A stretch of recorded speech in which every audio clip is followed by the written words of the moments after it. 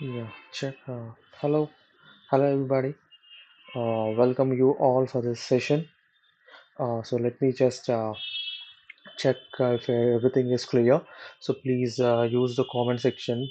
Just let me know if your voice is, if my voice is getting clearly or not. Okay. Uh, so welcome to the session, guys. So this session is like concentrating upon the fundamentals of programming. So yes. Okay, so use your comment section. So this will be a kind of introductory section. So we will be focusing on what exactly the programming is meant by and what are these like use cases, and also we'll be seeing what is the exact application of programming in our day-to-day lives, and then we'll be slightly introducing you to the concept of programming. Okay, so this is what the targeted content for this session, and later, so we will be discussing a lot more as the day progresses.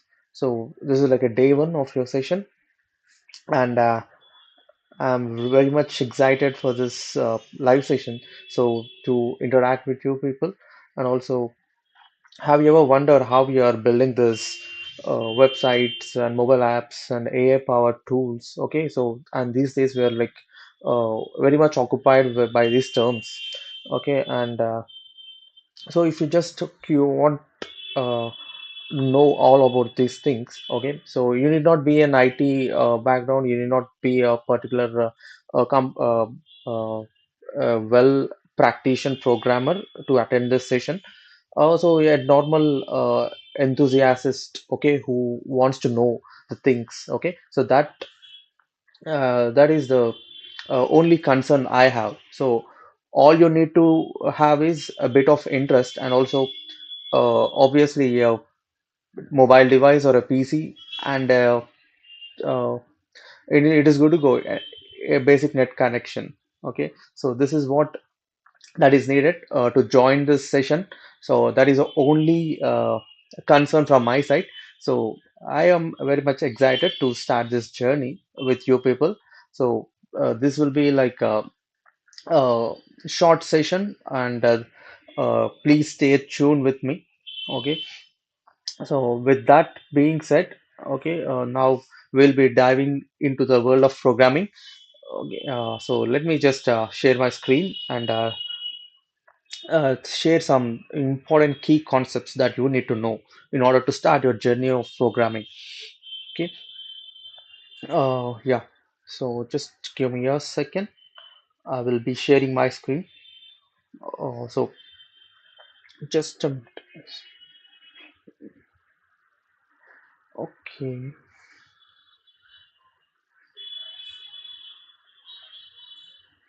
Fine. So I hope my screen is visible now. Okay. Right. So in order to start our journey of programming, so just for a brief note, so if you want to understand what will be taught today, so I will just give you a brief note of everything that will be happening today. So first thing is we'll be having slight kind of introduction, and we'll be understanding language and programming importance, and also what exactly is meant by programming, and what is the programming languages. And later we'll be also dealing with types of programming languages. Okay, and with respect to the compilers part, okay, we'll be understanding what exactly the function of the compiler. And later we'll be looking in to the high level programming languages, categories of high level programming languages. Okay, just a minute. Just I will just change the view of my screen. Okay, just it is still in a mode. Uh,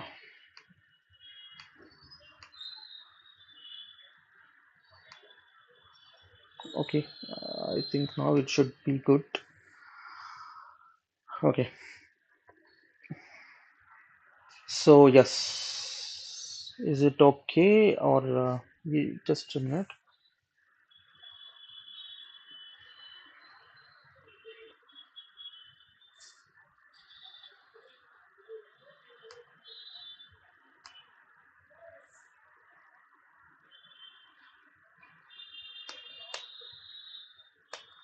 Okay. Okay. Just excuse me for this. Uh, Now, is it okay? Let me check. No. Okay. So let me do one thing.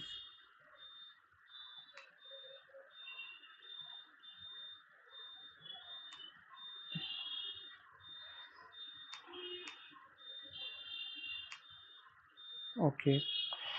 So sorry for this interruption, guys. Just a little bit of adjustment is needed. Okay. I'm working on this. So sorry for that. Okay. Just be in uh, be in call for some time. I will just get it.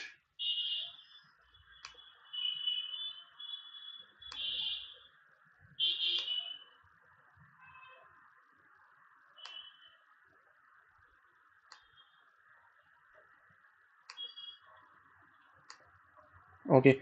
Uh, just a small thing. Okay. I think it might sort out. Right. So no problem. I'll just continue. Okay. So it is taking some time. Okay. So let me just go from step by step. Okay. So the first thing is we'll be understanding what is a language and what is exactly is the use case of this. Okay. So a language, as we know, so we humans communicate with each other. So it is a medium that we share information, okay, and we share our ideas. Okay, it is like a medium that helps us to communicate with ourselves. So similarly, this language, okay, what we speak is like many kind of languages. Okay, so some examples might be like English, Hindi, French, Tamil. Okay, whatever depends upon the area that we live in. Okay, so similarly, if you just imagine a machine and if you want to communicate with that machine, okay, how to do that?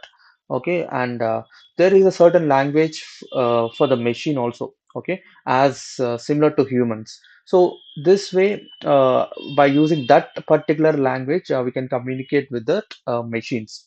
Okay, and that is what the use case of the language. So it can't understand our basic things that like our human language, but it understands its own language that we call it as a machine language. Okay, so this is uh, a use case of the language. Okay, then if you just understand what is programming, okay, if you want to understand, so it is like a procedure, okay, in order to solve the problems.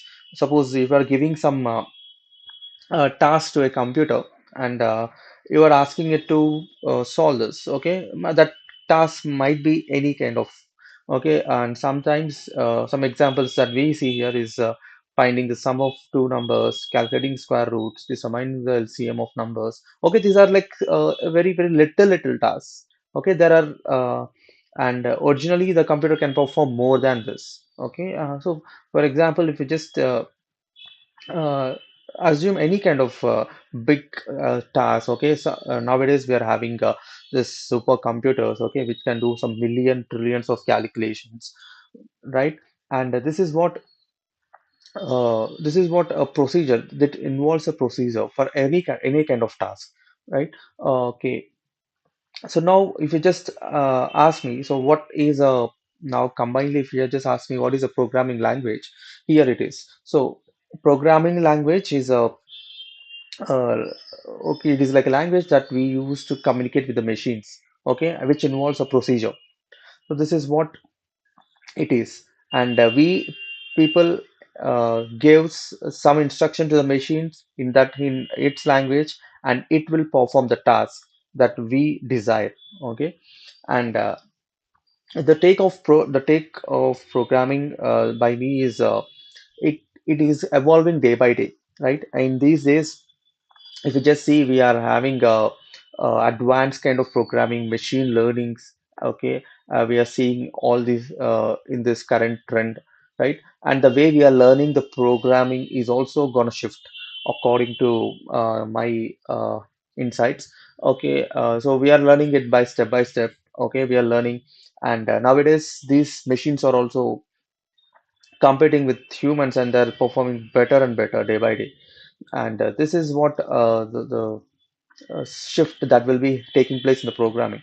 And we are currently present in some kind of learning in some generation. So recently, we got a news like there is a new generation that is started from 2025. You see, that generation is called as a beta generation, right? And this beta generation especially starts from 2025 to, and it ends by the 2039 according to this researchers. And the people in the future, so how they will be learning programming. Okay, maybe might be a school student might be solving these uh, pro coding questions. Okay, that might be the future, and we don't know so where this all going to lead, and the way we are learning the programming will be different in this generation. Okay, so that is what my take on this. Okay, and it will not be like the same we used to learn in the past days. So we'll be learning step by step. So in the future, maybe that may change, and a new kind of methodology might come, which will help the people to learn more. Okay, and let us see. Uh, if you want to understand this, so let's see a brief scenario of types of programming languages. So if you just see, oh, there are broadly, if you classify them, there are two types of programming languages. Okay, if you broadly classify them, uh, so first of all, we see with low-level languages, and we have these kind of languages such as high-level languages. Okay, we can broadly classify into two types. If you just see there, in low-level languages, we are having machine language. Okay, and this machine language understands only zeros and ones. Okay, and what we call this, if anybody you want to share something, you can just type in the comment section. Okay, if a languages is using zeros and ones, what we call this? Okay, so just uh, if anybody is active, you can just reply in the chat box and use that. Okay, such that I will be also knowing the people are participating actively. Yeah, okay. So I will wait for some time to see anybody if you have idea of this, you just comment in the chat box. So what we call the system which uses only zeros and ones. Okay, right. So this is we call as binary system. Okay, and this is the language which machine understand. It can only understand two. We can say simply, it only understand two numbers, that is zeros and ones. Right. Okay. So this is what the machine understands, and also you see there is other type of language. We call it as assembly language, and in assembly language, okay, it uses a kind of notations, okay, kind of symbols, right? And it is also required to be converted into machine language. It is not like it is directly understood by the machine, but this assembly language must be also uh, required to be converted into the machine language, that is binary language. Okay, so it is more of a hardware implementation. This assembly language is like a more of a hardware implementation. Okay, so this is like, for example, if you just think of an assembler, okay, such as you can assume a simple kind of microcontroller, okay, and so this is a kind of that interacts with the machine too, right? So we can say a simple example is a microcontroller. Okay, it also has its own language, and we'll be using some notation such as add, move, sub. Okay, so and later this will be also converted into this machine language, right? Okay, now let us move into this high level languages. So high level languages which are like using the normal English like syntax. Okay, so and it is also easy for us to understand. Okay, that's why we use high level languages for our programming. Okay, so we don't use machinery language since it is hard for us to understand zeros and ones. Maybe machines might find it easy, but we only use those. And also, we can't use more of assembly language also because is some kind of complex scenario, right? And now we have our use case in high level languages. Okay, and the syntax it is like it is having a some as similar to this normal written language. Okay, we have some paras in English. Okay, we have some grammar, right? And we use some punctuation mark, we use some quotations. Similar to that, for every programming language we will be having some use case where we'll be using quotations, punctuations. Okay, and everything has a part in it, right? And everything has a meaning for it, right? And for example, we'll be seeing mention language here such as C, C++, Java, and Python. Okay, there are many more. Okay, these all comes under the category of high level languages. Okay, and if you just want to go further, okay, the most important part in our entire scenario of programming is the part of compiler and interpreter. Okay, so as we know, the machines usually understand the binary language, so that is zeros and ones.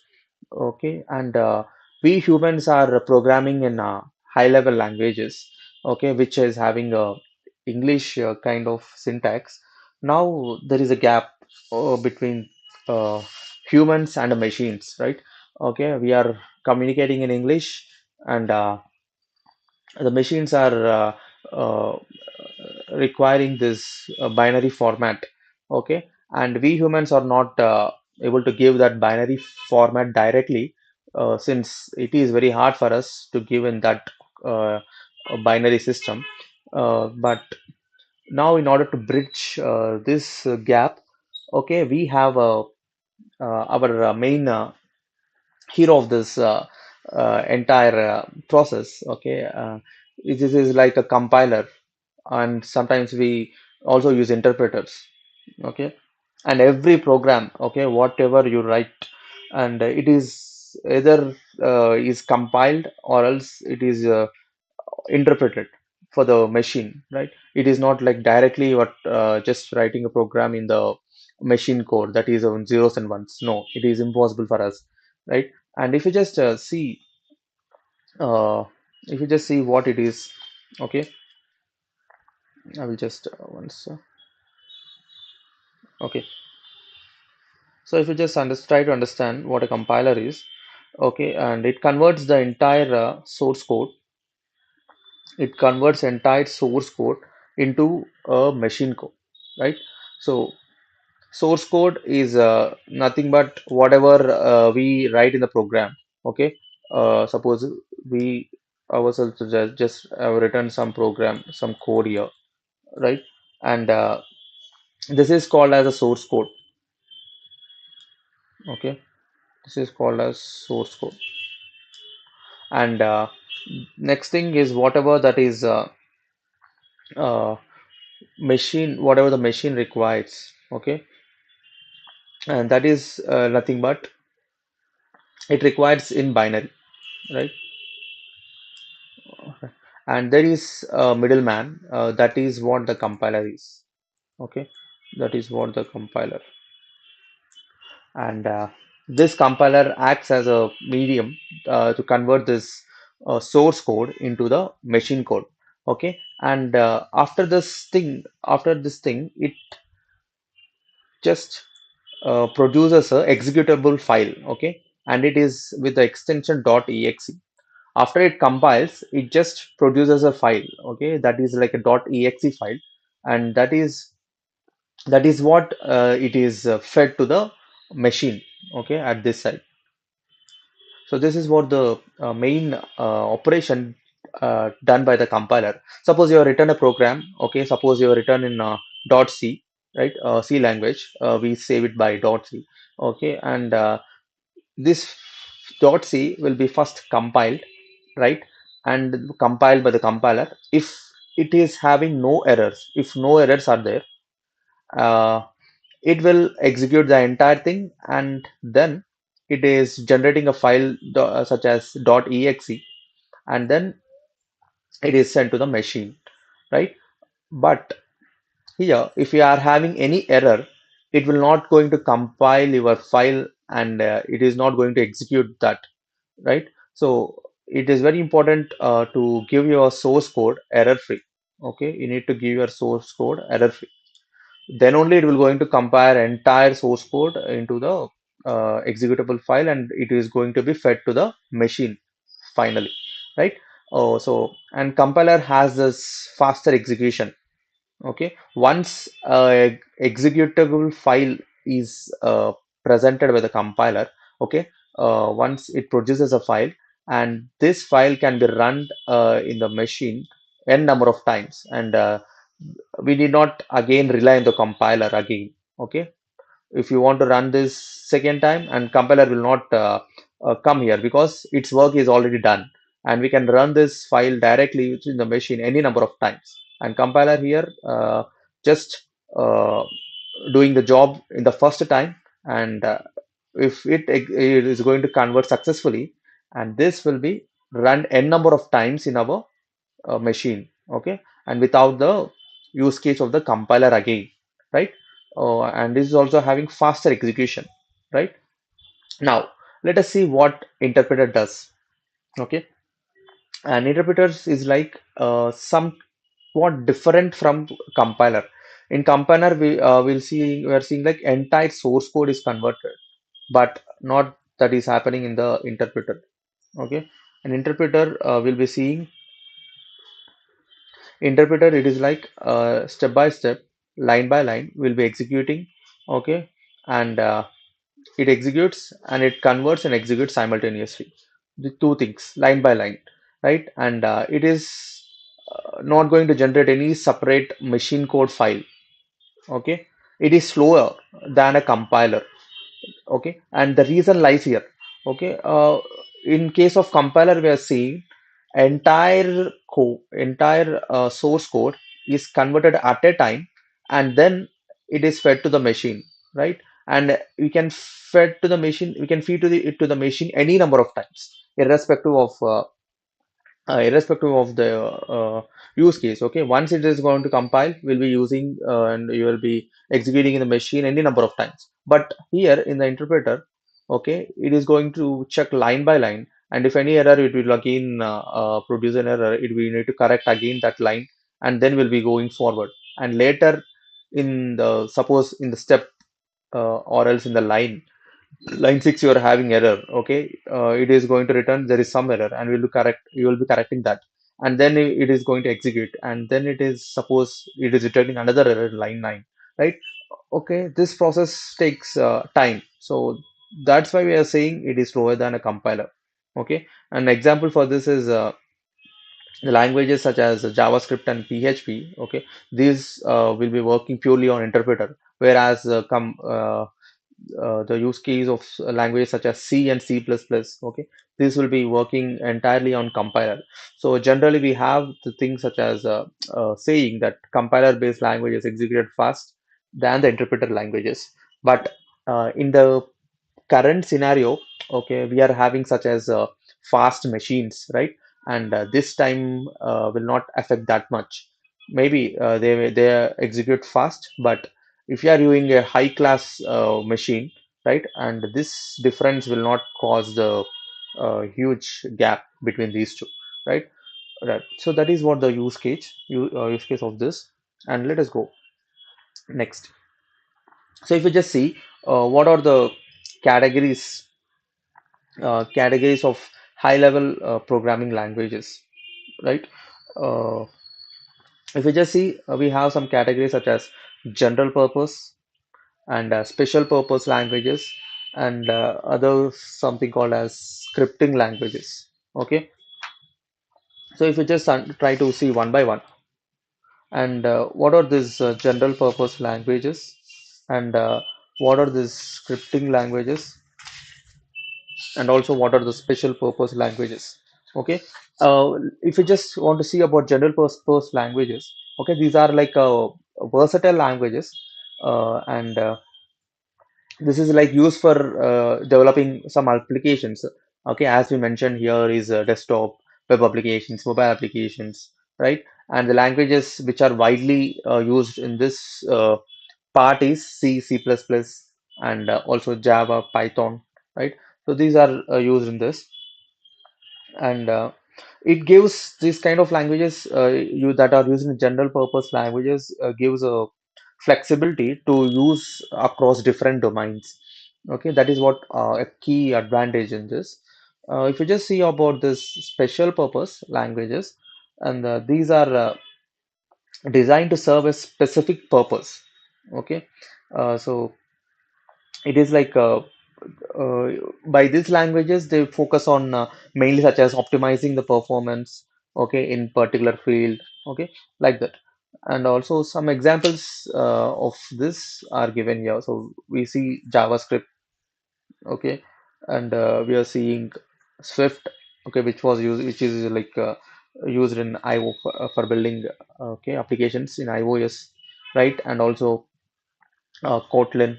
Okay, again, this is an Android application used in Android development. Next, game development languages. Okay, these are all comes under the category of special purpose languages. Okay, and now if you just see the scripting languages, okay, so they are like easy to write, and they are designed for quick development. Okay, and they do not require any compilation, right? So this is what the benefit of using the scripting languages. So they do not require any compilation, and so they use an interpreter actually. They don't use a compiler, but they use an interpreter, and they are very quick. So we'll be seeing those examples also. So we use JavaScript. Okay, what some examples will be JavaScript. Okay, and we are also having shell scripting. Okay, and those are all the comes under the category of scripting languages. So if in an just a brief note, if you just want to understand these purposes of this, okay, I will just simply put it this way: these general purpose languages are like flexible, and they are like best for the creating multiple applications. If you want to memorize, or else if you want to remember, you can just remember these. And these special purpose languages are like best for specific targeted applications. Okay, and these scripting languages are like best for performing uh, quick task and automation tasks. Okay, so this is what uh, the brief view of this high level programming languages. Okay, and suppose if you are doing on a project based of what is the exact requirement of your project, you need to select the language.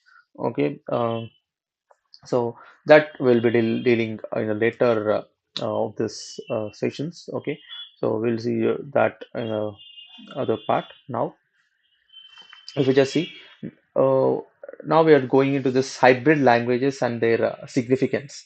Okay, so what is like hybrid languages, and what is its significance? So hybrid languages, in a sense, it is a bit of they use a compiler and also an interpreter.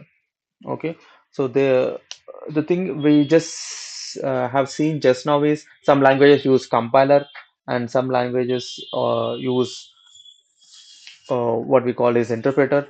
But here, this hybrid languages, so it is like a combination. So that's why we named it as hybrid. Okay, it is using a combination of compiler and also interpreter, right? So that is why these are named as hybrid languages. Okay, so some examples are like Python, Java, and also C Sharp, .NET. Okay, these are all the example languages that comes under the category of hybrid languages. Okay, and coming to this, okay, there will be intermediate form. Okay, so first of all, what does a compiler do is this compiler converts this into a form. Okay, and as this is similar to this kind of, suppose there is a compiler. Okay, and when you write a source code, the compiler compiles. Okay, and then it is being interpreted, the file which is compiled by the compiler. Later it is going to interpret it line by line to the machine. Okay, so there will be like two process here. Okay, so first of all, here you write your source code, and it is going to be uh, compiled, and the compiler will be generating a file. Okay, and then it will be interpreted by the interpreter. So we will be calling something such as hidden file.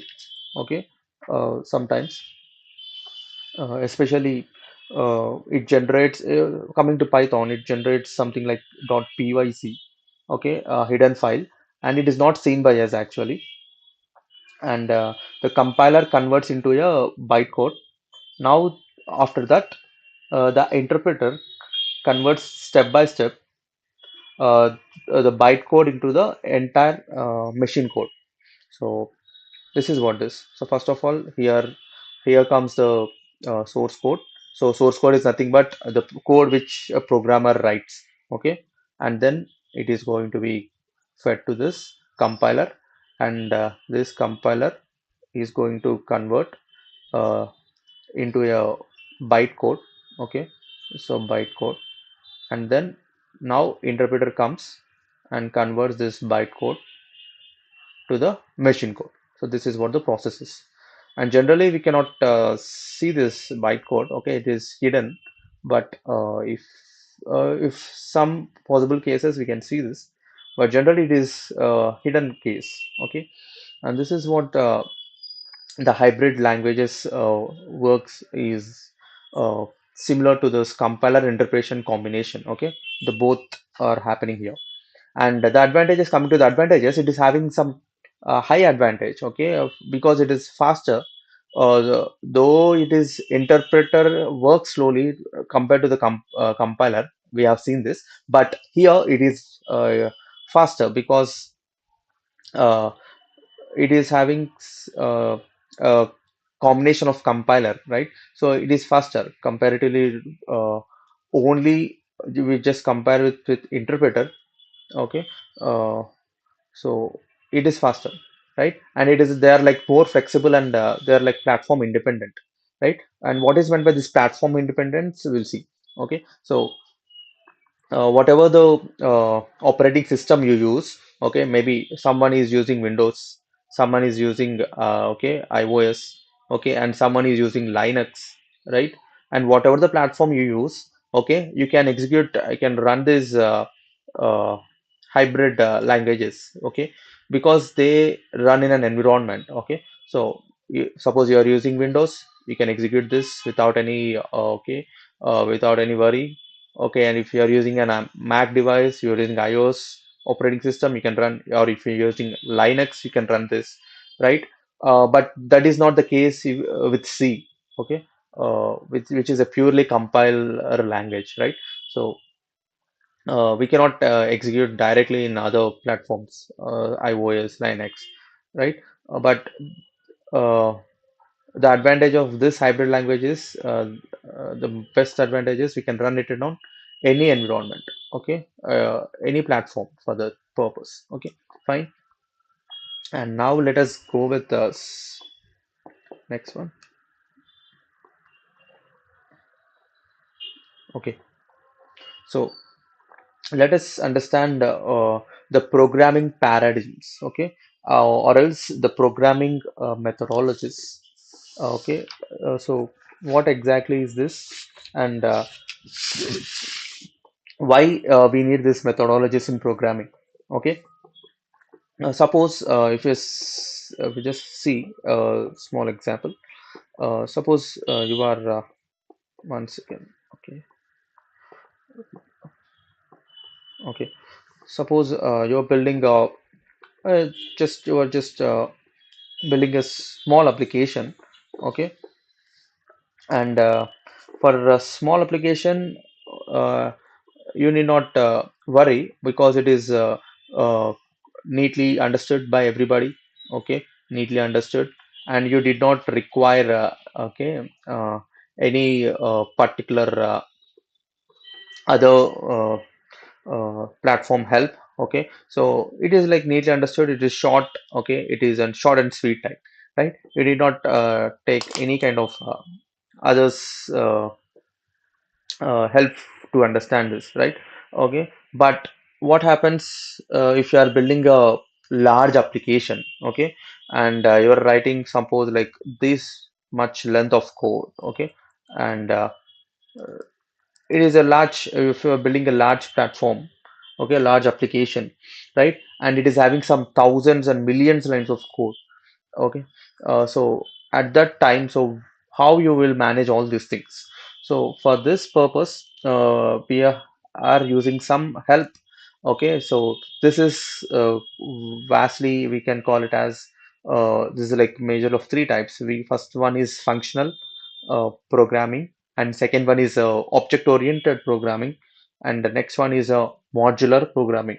Okay, if you want to understand this, what is meant by functional? So functional programming is the large programs, okay, which just now I have discussed, will be broken down into functions. Okay, the large programs are broken down into functions. Okay, and if you are just worrying, so what is this function? Okay, so function is just like a piece of code, okay, that performs certain task. Okay, perform task. We'll be dealing with this step by step, so you need not worry. For now, you just remember function is such a piece of code which performs certain task. Okay, so that is what a function, right? And here in functions, we just focus on more upon the instructions and tasks rather than the data. Okay, so whatever the data, that is secondary, but the task we need to perform on the data is very important. For example, if you're just calculating a salary report, okay, salary report, and you want to calculate the deductions, okay, house rent allowances, some certain things. So whatever the data you will be feeding, okay, you'll be performing a similar operation. So you want to deduct some 20% tax, okay, on certain amount. So you'll be deducting that, right? So that is what the functional programming, okay, will be giving importance more to the function rather than the data. Okay, and now let us move on to this object programming. So what is this object programming? So let us see. So suppose same case, you are having some huge program, okay, some huge program, and in that now we'll be dealing, we'll breaking this huge program or else the large program into classes. Okay, and what is this class? We'll be dealing later. But if you just want to try to understand now, it is like a data. Okay, it contains some data and some functions how you want to operate on the data. Okay, it's like a blueprint of a data. Okay, and it is having some functions how you will operate on the data. Okay, it is having the data and some functions related to it. Okay, so this is what a class is. Okay, and in this class we'll be creating some objects. Okay, and in this class we'll be creating some objects, right? And if you want to understand simply, here we focus more on the data. We focus more on the data rather than the function. Okay. For example, if an employee is working in the organization, we simply declare an employee class. We call it as an employee class, and whatever the details such as name, salary, okay, and other cases will be subjects, name, salary, subject, dealt. Okay, these all comes under this employee class, right? And the employee names will be changing, the employee details will be changing, but this block will be same. Okay, the main block will be same. So here we focus more on the data rather than the function. right? So that is what this object-oriented thing. Okay, so now let us understand this modular programming. So what is this modular programming? So this modular programming, uh, we just break this large program into small modules. Okay, we just break this large program into modules. Okay, so this is what we do, and a module will be having its own classes and functions. Okay, each will be having its own classes and functions. Okay, so this is what we do in the modular programming, and we'll be seeing this later uh, as we go on to the course. But for now, just have a brief idea of these things, right? Uh, so modular programming, we break a big problem into the small modules. In object oriented, okay, we just uh, break down into the classes. We use classes, and in functional programming, as the name suggests, it is like we use certain functions, okay, to work on the data. So that is what briefly we can put this in a way now. So now let us see what are the areas of programming. Okay, so let me just open one chart. Okay, so this is what uh, areas of programming are like. Okay, so as you can see, in the first case, we are seeing GUI programming. So, if you are learning a programming language, so you are just learning a core fundamentals of this, and after learning this, actually, you need to implement in any one of this. Okay, so this is what it is. Right. So in GUI programming, so you can use this programming in GUI. Okay. And what is this GUI? This is like a graphic user interface. Okay. And just a minute. Okay. So it is used to develop applications. Okay. It is used to develop applications. Okay, with graphical interfaces such as buttons. Okay, menus, windows. Okay, and there is a Python library, okay, for this, and which supports this. So this Python library is like Tinker and PyQt, Kiwi. Okay, these are all the libraries that support. You can apply this programming concept on web programming. Okay, and if you see, uh, we built websites and web applications in this. Okay, and the supported Python library for this is Flask. And next, we can also apply this concept of programming to the database programming. And here we store, retrieve, and manage data in databases. Okay. And if you just see this supported library, Python library is SQLite and MySQL connector. Okay. So these are the certain libraries that supports this. Okay. And next, if you just see enterprise application programming. Okay, what is this? It is like a building a large scale applications, okay, for your business and organizations. And a Python library that will be supporting this is Odoo and ERP Next. Okay, right. A Python library is certain case of you certain case that is designed for for being used in certain purposes. Okay, each library is having certain purpose, right? If you are learning programming, it is not over, and you need to learn one of those libraries to implement this. Okay, so that is of your choice, whatever you are selecting. Okay, that depends upon the personal interest, but these are the huge areas that I am presenting now. Now, if you just see the network programming, if you want to apply these areas of programming in network programming, and it is also used in communication between computers and handling network protocols. And the library which that is provided by Python here is Socket and Paramico. Okay, and in game development also you can use this knowledge of programming. And for this, you can use a library such as Pygame and Panda 3D. Okay, these are the libraries. And you can also use in multi-threading. So what is this multi-threading? Is it is like allowing you to execute multiple tasks. Okay, so if you want to execute multiple tasks at a time, okay, then we call this concept as multi-threading. And the libraries that supports this is threading and multiprocessing.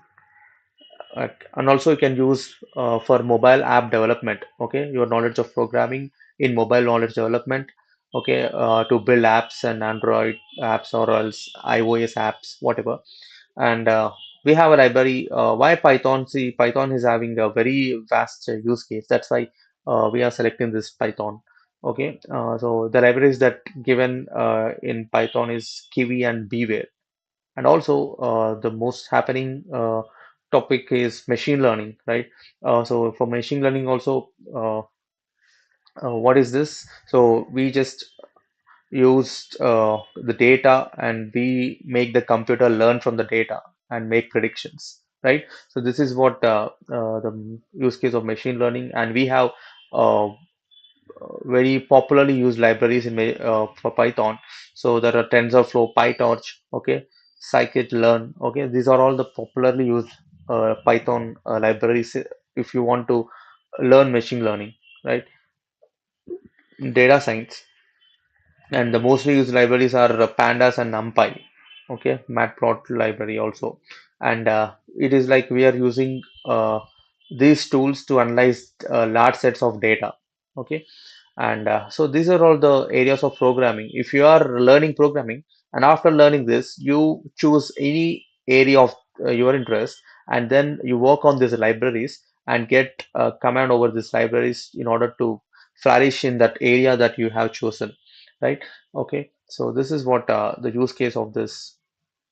With that, we'll be proceeding to the next. Okay. Uh, Now, so if you just want to see about Python, okay, why it is uh, vastly used, since it is very easy to learn in the first case, comparatively to C and C++ and Java, right? And also now, just now we're seeing, okay, it is used in various applications, and for every application, there is a particular library that is present for in a Python language, okay, and also it is like a more simple, it is having a more simple syntax, okay, which is helping us to uh, write programs very quickly, okay, without any missing of colons, without missing of commas, okay, a very less case, okay, and also very much happening topics such as artificial intelligence and machine learning and data science. Okay, so Python is widely and extensively used these days. So that is why we are choosing Python for this, and we'll be diving deep into the programming by seeing with the eyes of Python. Okay, for our use case. Okay, next. If just want to briefly wind up entire thing. So, coming to the summary, so we have seen what is meant by a programming and how the machines work, how the machines operate. Okay, and also we have seen different type of programming languages coming to the low level, high level, and also we have seen difference between the compiler and interpreter. Okay, and now later we have seen in what areas we can implement this programming once you learn them, right? And also we have seen the libraries, huge libraries provided by Python, and also its advantages. Okay, and Python is very much well known for its flexibility in learning and also a simple syntax, right? So this is what a brief view of entire things. Okay, and so that brings to the end of today's session, and I hope you had all had a great time learning some fundamentals of programming and having some valuable insights. Okay, and so a big thank you for everybody for being uh, uh, participating in the session, and thank you for your uh, participation. And these live streams will be happening on a regular note. Okay, so I want you to subscribe to the channel and get all the notifications that we will conduct in the later days also. So please make sure you subscribe the channel once, and also more exciting sessions will be happening. Okay, and live hands-on sessions will also be happening on programming. And also, if you are preparing for competitive exams, we have got live sessions on okay, RRB, SSC, and banking also. So please follow every sessions that are we are conducting. Okay, and also if you are having any kind of doubts, please use a comment section and post your comments there. We will be happy to reply you all. So once again, so thank you all for being part in this wonderful journey. Okay, and keep practicing these things. Okay, we'll be seeing much more interesting things in the coming days on programming. So please stay tuned for the sessions, and also uh, make sure that you subscribe to the channel to receive the notifications. Take care and happy learning. Thank you.